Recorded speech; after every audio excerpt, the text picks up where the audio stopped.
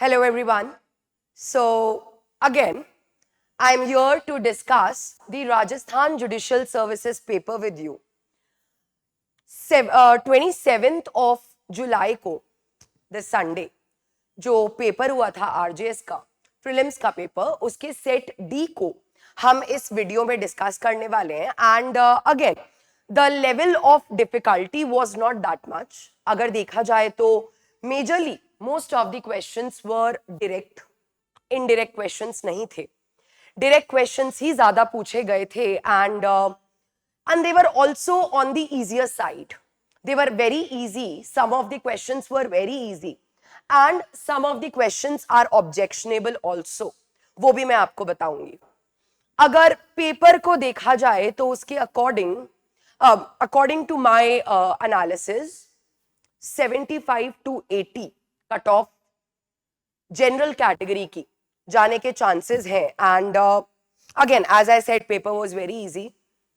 और इन सब के अलावा एक सबसे इंपॉर्टेंट चीज जो बताते हुए मुझे it gives me immense happiness that 19 questions out of the total 70 law questions, जो 70 लॉ क्वेश्चंस आपके आरजेएस के पेपर में आए थे, उसमें से टोटल 19 क्वेश्चंस वर डायरेक्टली और indirectly from our test series.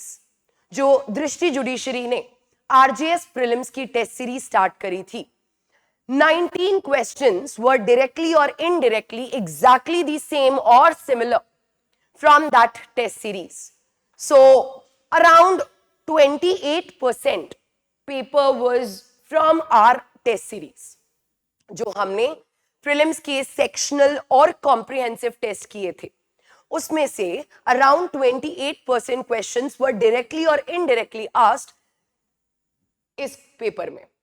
So basically this is a very good thing because again जो भी स्टूडेंट्स ने हमारी टेस्ट सीरीज ज्वाइन करी थी उनको बहुत हेल्प मिला है and we have got some comments regarding that also that because there were so many questions directly from the test series, so it was very helpful for the students to mark the answers of those questions. So इसी के साथ अब start करते हैं अपने paper को discuss करना. So set सी को मैं डिस्कस कर रही हूँ. जो लोग भी वीडियो में रेफर कर रहे हैं, this is basically the paper of C set. All right, let's start. Question number 1 देखेंगे. अब now question number 1 is also directly from the bare act. मैंने अभी आपको बताया पेपर का लेवल बहुत ज्यादा नहीं था बिकॉज बहुत सारे क्वेश्चंस, मेजर क्वेश्चंस जो थे, they were directly from the bare act, direct illustration from the Bayer Act. So for that purpose, it was much more on the easier side. क्या दिया गया है? In which of the following cases notice to produce secondary evidence is required? अब हमें पता है Section 66 of Indian Evidence Act deals with this provision, जहां पे बताया गया है कहां कहां पे नोटिस नहीं चाहिए. तो इनमें से the correct answer is option 4 because यहां पे दिया है व्हेन द एडवर्स पार्टी और his agent has denied the loss of the document. ये सेक्शन 66 में नहीं दिया गया है तो यहां पे नोटिस की रिक्वायरमेंट है. Option 4 is the correct answer. Question number 2, under Mohammedan law a marriage with a woman undergoing iddat is an irregular marriage. Option 3. Question number 3.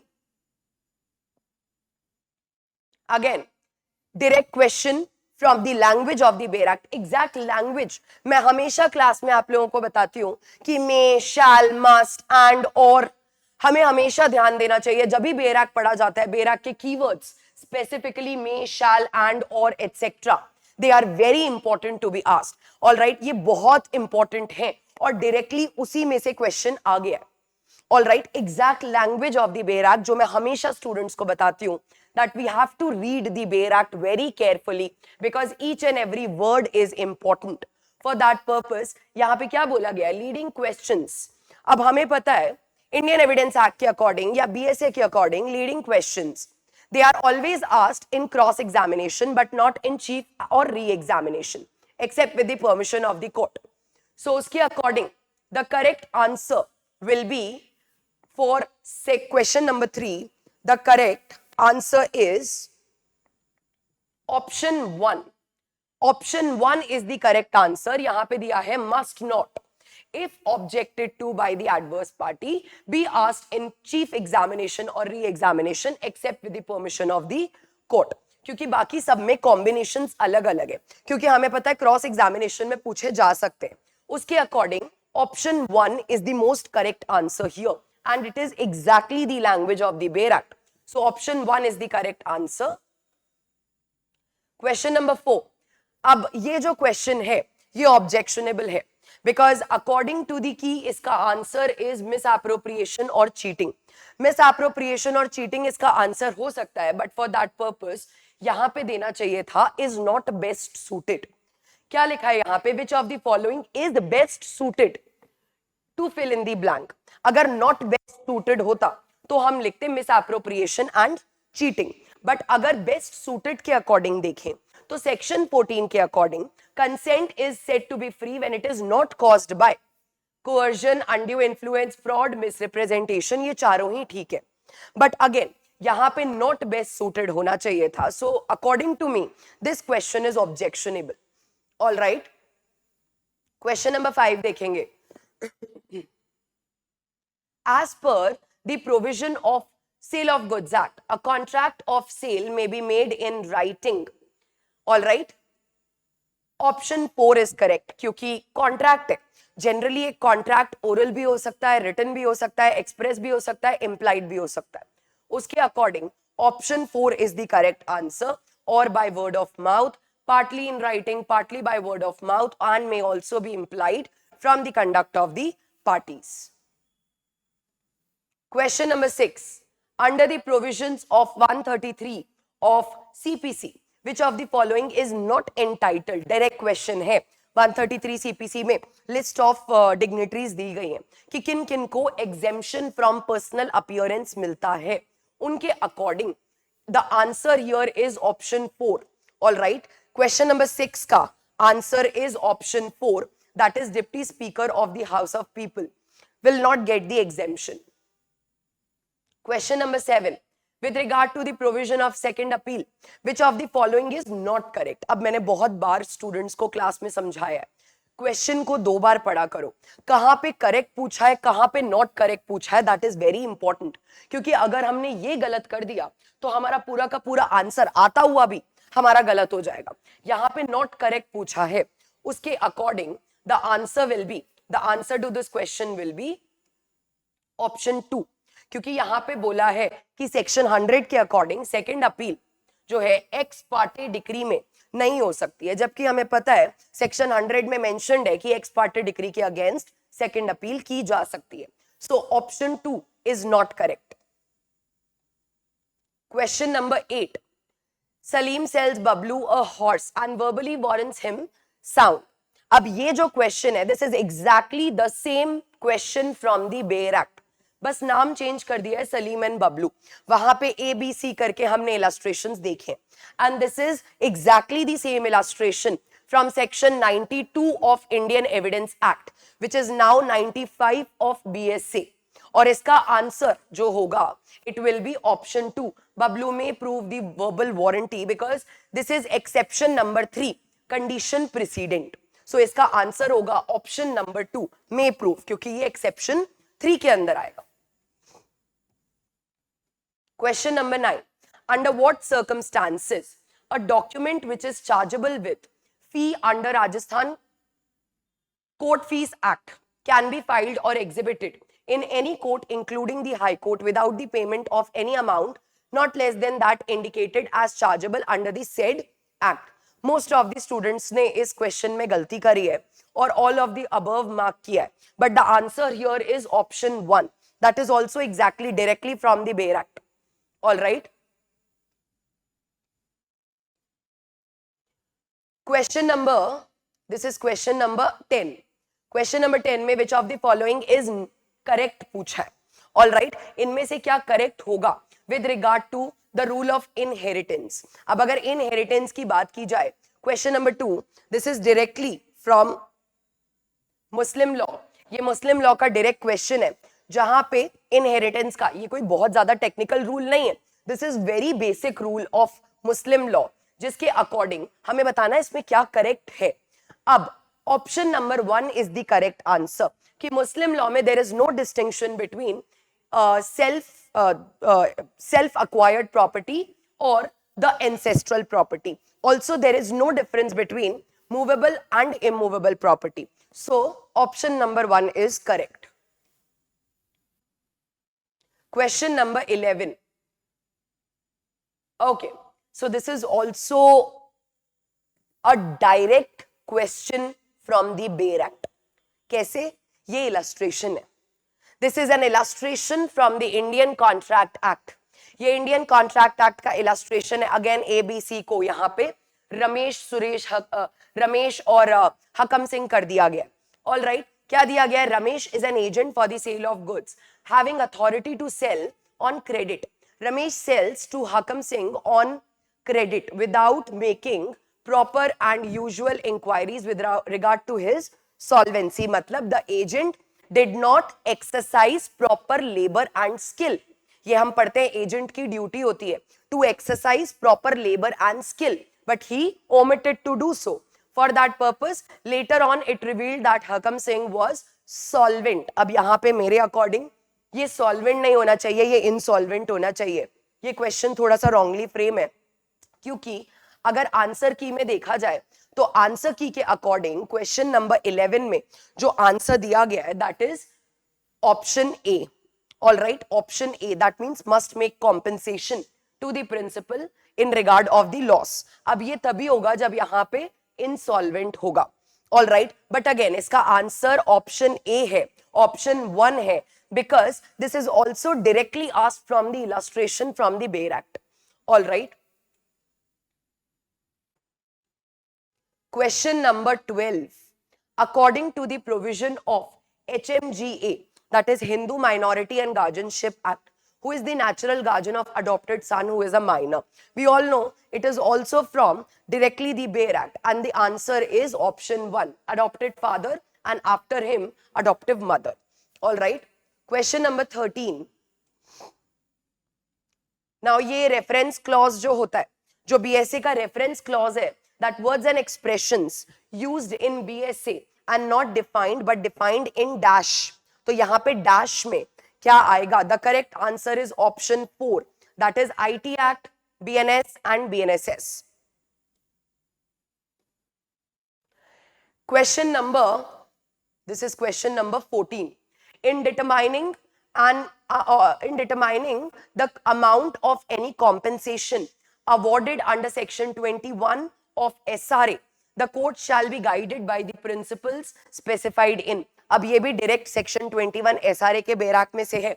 The answer is option 4, section 73, which provides for damages for breach of contract under the Indian Contract Act. Option 4 is the correct answer. Question number 15. Under the provisions of TPA, which of the following lease can be made by oral agreement? हमें पता है section 107 TPA के according month two month lease या एक साल से कम की lease oral agreement से हो सकती है. उसके according the correct answer here is option 3, not exceeding 1 year accompanied by delivery of possession. Option 3 is the correct answer. According to Hindu Marriage Act, saptapadi means, अब यहाँ पे इन्होंने कंफ्यूज करने के लिए 3 steps 4 steps कि भाई 3 steps वाइफ के होने चाहिए, 4 steps ब्राइड ग्रूम के होने चाहिए, वो सारी चीजें दी हैं. But as we all know section 7 of the Hindu marriage act clearly define saptapadi as 7 steps around the sacred fire. उसके according option number 3 is the correct answer here. All right, question number 17. Any person interested in a contract may sue to have it rescinded it, and such rescission may be adjudged. अब हम लोग जब ये provision पढ़ते हैं section 27 all right of SRA, वहां पे दिया गया है कब कब रिसिशन अलाउ किया जाएगा. उसके according exact language of the bare act के according option 2 here is the correct answer, क्योंकि इस ग्राउंड पे रिसिशन नहीं दिया जाएगा. क्यों? क्योंकि यहां पे लिखा है lawful, where the contract is lawful. Section 27 में क्या लिखा है? Where the contract is unlawful, इसीलिए option 2 is the correct answer. Question number 18. Under TPA, unless there is something repugnant, immovable property means the most basic question here. Immovable property does not include standing timber, growing crops and grass. So option 4 is the correct answer. Question number 19. Under the provisions of TPA, sale means directly language of section 54 TPA has been asked, जिसके according sale का मतलब होता है transfer of ownership in exchange of price, paid और promise, partly paid and partly promised. Option 3 is the correct answer. Question number 20 देखेंगे, which of the following is best suited answer to fill in the blanks when the registered address of the party is discovered by the court to be incomplete, false or fictitious, the court may either on its own motion or application of any party order. अब ये भी directly CPC की language का question है और उसके according इसका answer होगा ऑप्शन 1 कि भाई अगर डिफेंडेंट की बात की जाए तो उसका डिफेंस स्ट्रक ऑफ कर दिया जाएगा, प्लेंटिफ की बात की जाए देन नहीं, यहां पे the option will be option 3, sorry it will be option 3 because both are correct. So अगर डिफेंडेंट की बात की जाए तो defence will be struck down and plaintiff की बात की जाए suit will be stayed. So for that purpose option 3 both 1 and 2 are correct. Question number 21. Who among the following is not a class 1 heir? अब ये directly आपके bear act के schedule में से पूछा गया। HSA के साथ, हिंदू सक्सेशन एक्ट के साथ जो स्केड्यूल अटैच्ड है जहां पे क्लास 1 heirs दिए गए हैं उसके according the answer is option 3, father is not a class 1 heir. Question number 22. According to the provisions of Rajasthan Rent Control, an appeal filed in the Appellate Rent Tribunal shall be decided. अब जब हम Appellate Rent Tribunal के provisions पढ़ते हैं तो वहां पे बहुत सारे टाइम पीरियड्स दिए गए हैं कि कितने टाइम में अपील की जा सकती है, कितने टाइम में उसकी फर्स्ट हियरिंग होगी और डिस्पोजल कब होगा। सो इसीलिए कंफ्यूजन यहाँ क्रिएट हो सकता है, but the answer here is option 1, 180 days from the notice of appeal to the respondent. Option 1 is correct. Question number 23. Certificate of recovery of possession issued under section 8 of Rajasthan Rent Control Act 2001 shall lapse if the petition for execution thereof has not been filed before the tribunal within. The answer here is 6 months. 6 months में वो lapse हो जाता है अगर petition नहीं file की गई।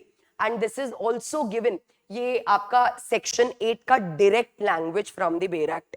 Option 2 is correct. Hayden's case हम सबको पता है that it is mischief rule. Option 1 is the correct option. Question number 25. Which of the following statement is not correct with regard to the payment and delivery under Sale of Goods Act? So not correct पूछा है और not correct के according अगर देखा जाए question number 25 का जो answer है दैट इज ऑप्शन 4, क्योंकि option 1 is correct, exactly bear act में दिया गया। Option 2 is correct, exactly bear act में दिया गया। Similarly 3 is also correct, but 4 जहां पे बोला गया है apart from express contract the seller is bound to deliver them without waiting for buyer to apply for the delivery. That is wrong. The buyer has to apply for the delivery, then only seller is bound to deliver. So option 4 is not correct. Question number 26. Under Mohammedan law, an acknowledgement of debt made during the death illness in favor of an heir. All again inheritance का ये acknowledgement of debt का एक direct question है. And the answer is option 2, is no proof at all of the debt and no effect can be given. Option 2. Question number 27. For the purpose of Limitation Act, a suit is instituted in case of a claim of against a company which is being wound up by the court. Exactly ये भी language of the Bail Act, section 3 of Limitation Act, जिसके according इसका answer होगा option 1. इसमें गलत marked है. The answer will be option 1. Option 1 क्यों? क्योंकि directly language of the bare act section 3 of limitation act में बताया गया when the claimant first sends his claim to the official liquidator. So the answer will be option 1. All right. 27 का option 1.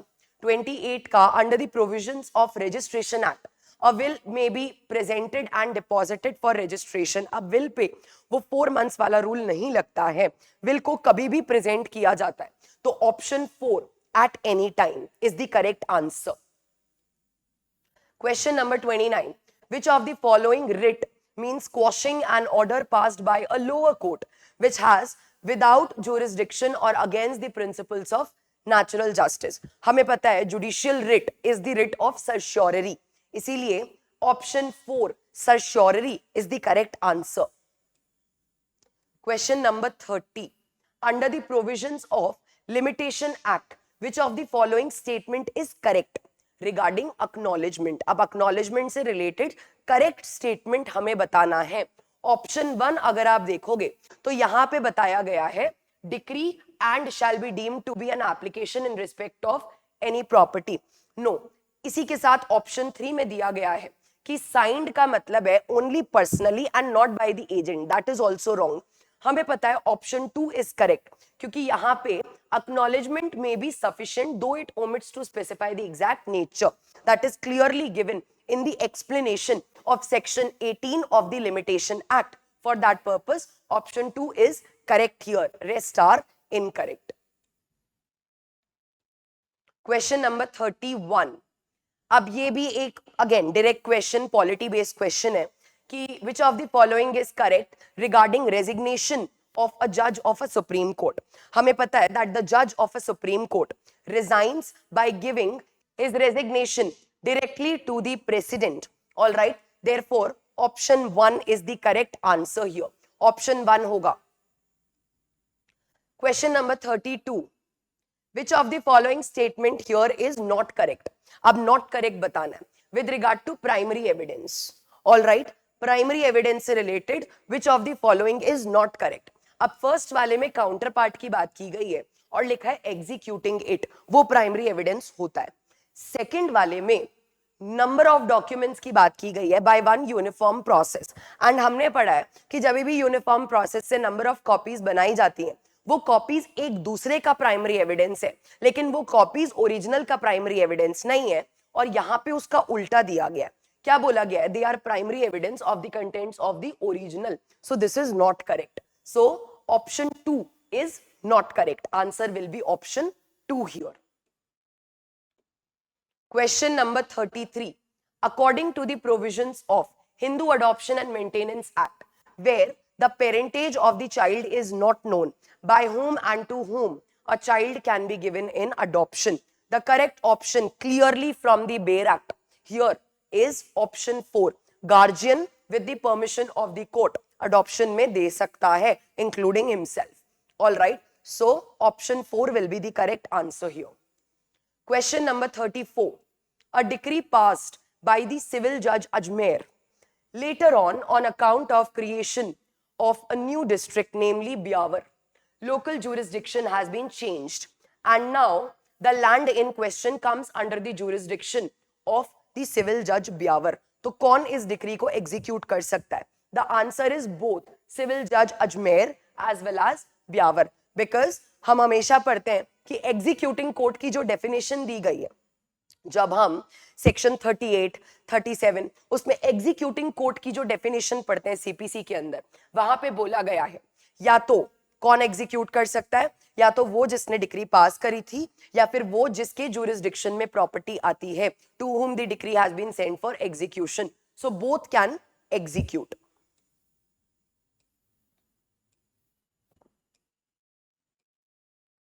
Under the provision of Rajasthan Land Revenue Act 1956, नाजोल land का meaning पूछा गया. नाजोल land का meaning होता है the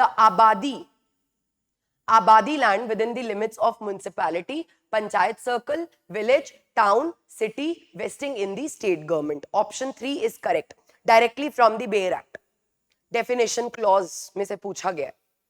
Question number 36. Under the provisions of 265 capital B of CRPC, that is the chapter of plea bargaining, chapter 21 capital A of CRPC, ये application for plea bargaining 265B की कौन कर सकता है? The application is always done by the accused. Option 1 is correct. Question number 37. According to the provisions of Indian Evidence Act, fact in issue means and includes. अब इस question से मुझे एक बहुत इंपॉर्टेंट चीज याद आई. ये क्वेश्चन हमारी टेस्ट सीरीज में डायरेक्टली इनडायरेक्टली मल्टीपल टाइम्स पूछा गया था. और सिर्फ यही नहीं, इसके अलावा इसके साथ साथ 18 और क्वेश्चंस इस पूरे पेपर के ऐसे हैं जो हमारे टेस्ट सीरीज में से डायरेक्टली इनडायरेक्टली पूछे गए थे. सो फैक्ट एंड इशू की डायरेक्ट डेफिनेशन यहाँ पे पूछी गई है, which is defined under the definition clause of Indian evidence act as well as BSA. यहाँ पे क्या बोला गया है कि फैक्ट एंड इशू की डेफिनेशन क्या होगी? इट इंक्लूड्स, हमें पता है, directly from the language of the bare act. Option 2 is the correct answer. Any fact from which either by itself or in connection with the other facts, the existing, non-existing, etc. is asserted or denied in any suit or proceeding necessarily follows. Exactly same language. Option 2. Question number 38. According to Section 21 of JJ Act, a child in conflict of law, उसको कभी भी कौन सी punishment नहीं दी जा सकती है? We all know the answer here is directly from the Bail Act and it is death or life imprisonment. एक child in conflict with law को Section 21 JJ Act के according कभी भी death or life imprisonment नहीं दी जा सकती है. Option 1. Question number 39. Which of the following statement is correct with regard to the procedure and powers of special court under the POCSO Act? अब POCSO Act में यहाँ पे बताना है हमें इनमें से क्या करेक्ट है. तो अब जब हम फर्स्ट वाला देखते हैं, फर्स्ट वाला इज इनकरेक्ट क्योंकि यहां पे बताया गया है can not take cognizance without the accused being committed. हमें पता है कि यहां पे स्पेशल कोर्ट को पॉक्सो में पावर दी गई है विदाउट कमिटल कॉग्निजेंस लेने की. So this is incorrect. Special court may not permit frequent breaks, ये भी इनकरेक्ट है. मे परमिट फ्रीक्वेंट ब्रेक्स आता है. Special court shall ensure that the identity is not disclosed at any time during the investigation or trial, but the identity shall not include identity of child's school. This is also incorrect because it includes. Fourth वाला क्या लिखा है? Special public prosecutor or counsel appearing, they shall, while recording the examination, communicate the questions to be put to the children to the special court, who in turn will put those questions to the child. ये exactly बेरा की language के according correct option है. तो option 4. Question number 40.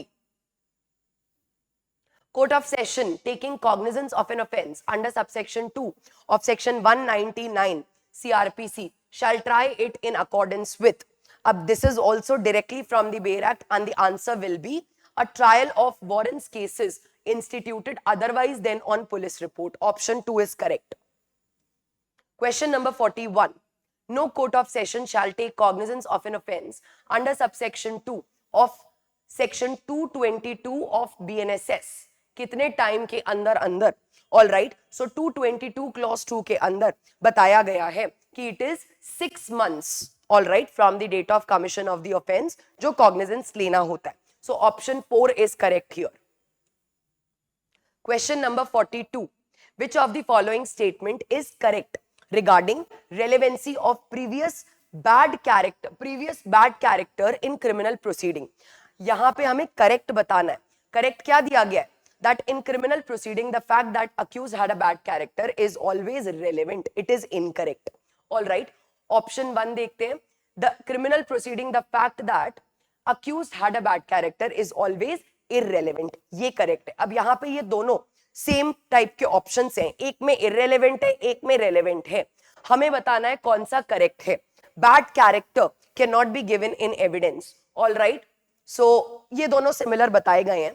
आगे भी देखते हैं. In criminal proceeding the fact that the accused had a bad character is irrelevant unless the evidence has been given that he has a good character, in which case it becomes relevant. ये बिल्कुल ठीक है. All right. आगे भी देख लेते हैं.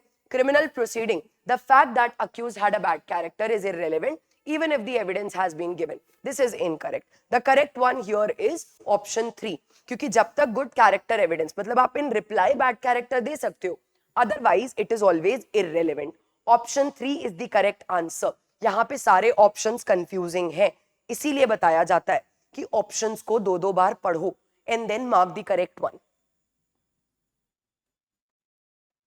Question number 43. As per the provisions of BNS, wherever the word month has been used, the month here relates to which calendar? The answer is Gregorian calendar. Option 1, direct Bayrak question. Question number 44.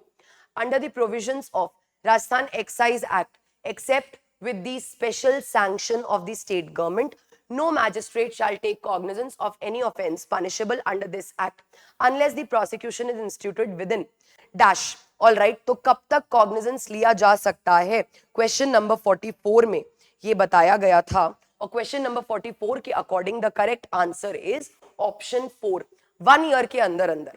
All right, option 4 is correct. Question number 45.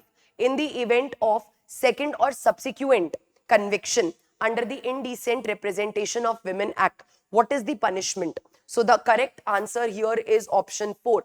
That means 6 months to 5 years and fine of 10,000 to 1 lakh. Correct answer है ये.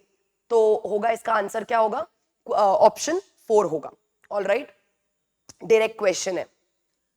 Question number 46. For the purpose of section 1 of BNSS, tribal area means the territories which immediately before dash date were included in the tribal areas of Assam, referred in para 20 of the 6th schedule.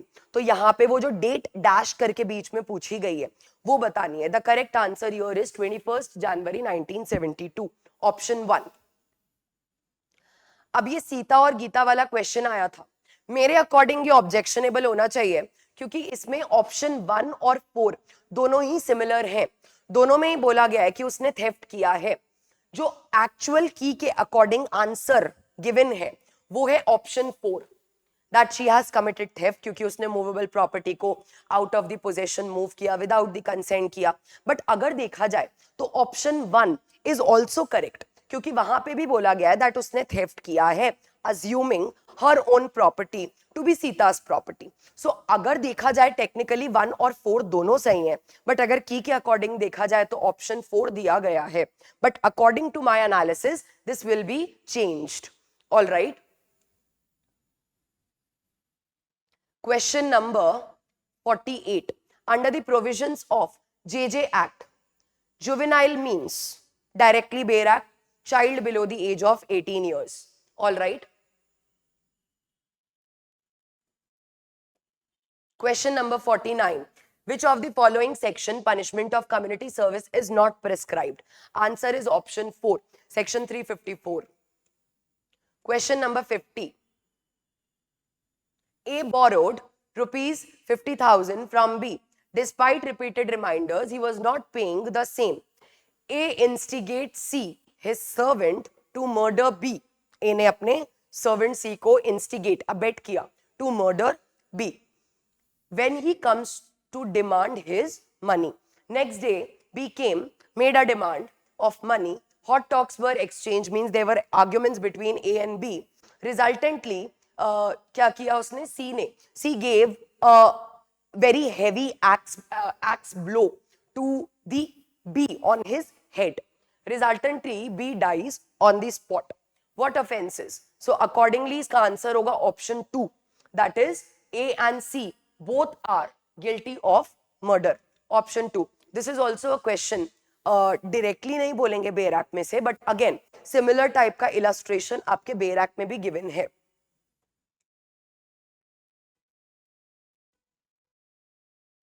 Question number 51.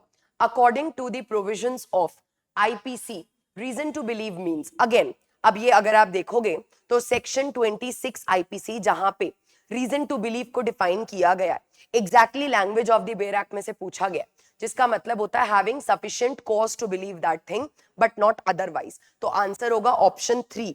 All right, direct है. Question number 52.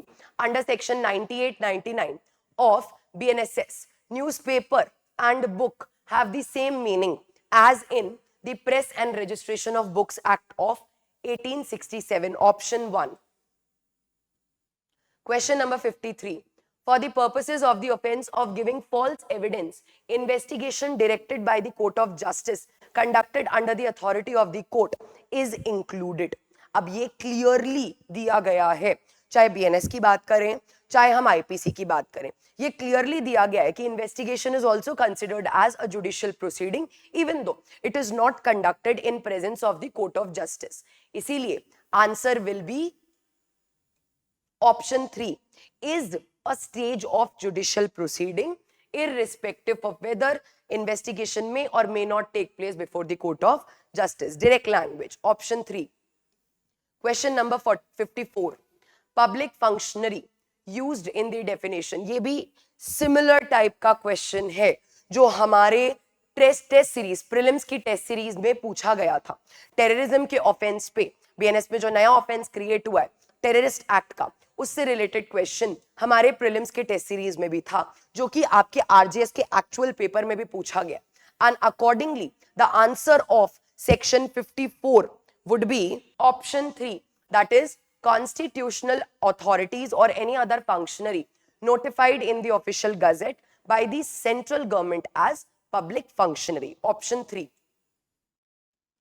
What is the extent of Domestic Violence Act? Option 1 is correct. It extends to whole of India.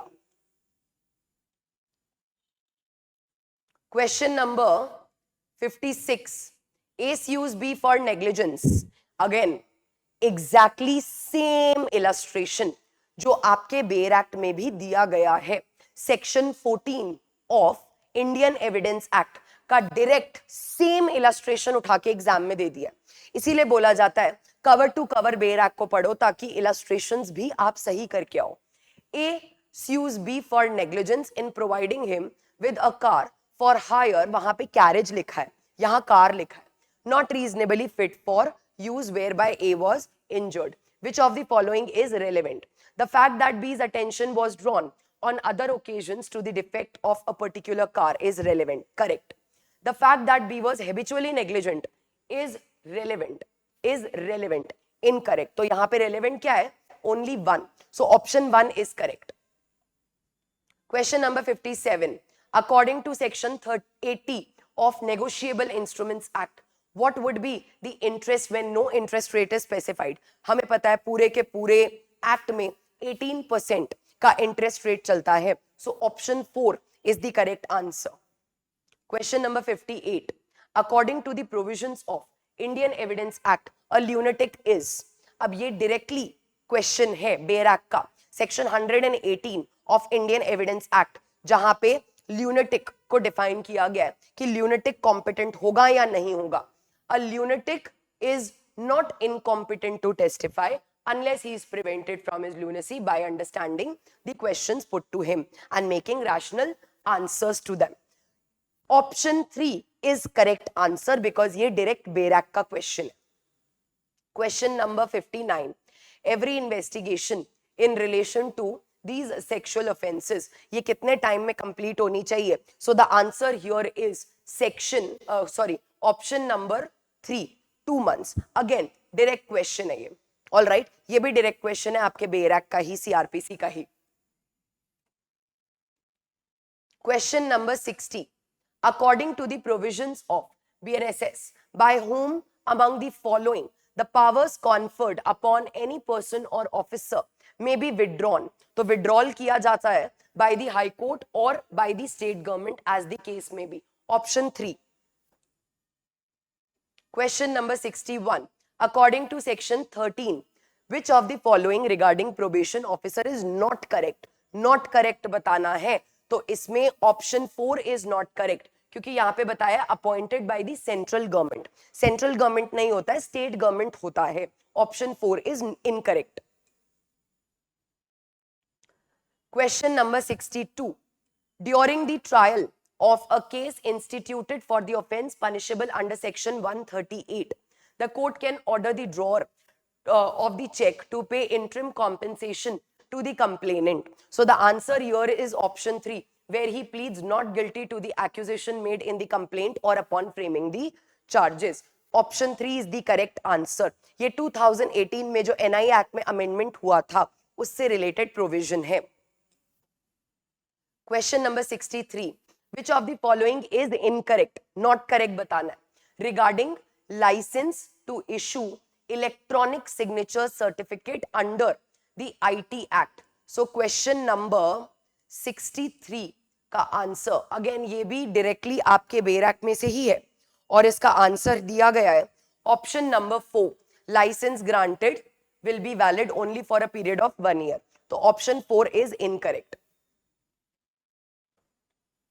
Under the provision of Rajasthan Excise Act, which of the following statement is correct? All right, इसमें से correct statement is option 3 कि कोई भी licensed vendor और person in the employment of such vendor नहीं sell कर सकता है liquor या intoxicating drug to any soldier when he is in uniform except with the special permission of the proper officer of the unit. Option 3 is correct. हमें क्या बताना है? Correct. बाकी सब देखो any license vendor may sell, any license vendor may sell, लेकिन सिर्फ इसमें लिखा है no license vendor will sell. तो ये जो ऑप्शन 3 है ये करेक्ट है as per the bare act language. Question number 65. What remedy a person have against the order of any court other than a high court where by the request to make a complaint under subsection 1 subsection 2 section 340 of the code of criminal procedure. Direct question है और इसका answer होगा option 2. He can file an appeal. Question number 66. Under the provision of Rajasthan excise act export means, the correct answer is option 1. Take out of the parts of state of Rajasthan to which the excise act extends. So option 1 is correct. export की definition clause में से है. Question number 67. For constituting the offense of house trespass defined under 442 of IPC, which of the following is sufficient? So the answer is introduction of any part of the criminal trespasser's body inside the property. Option 2 is correct. ये sufficient है house trespass के लिए. Question number 68 है ये.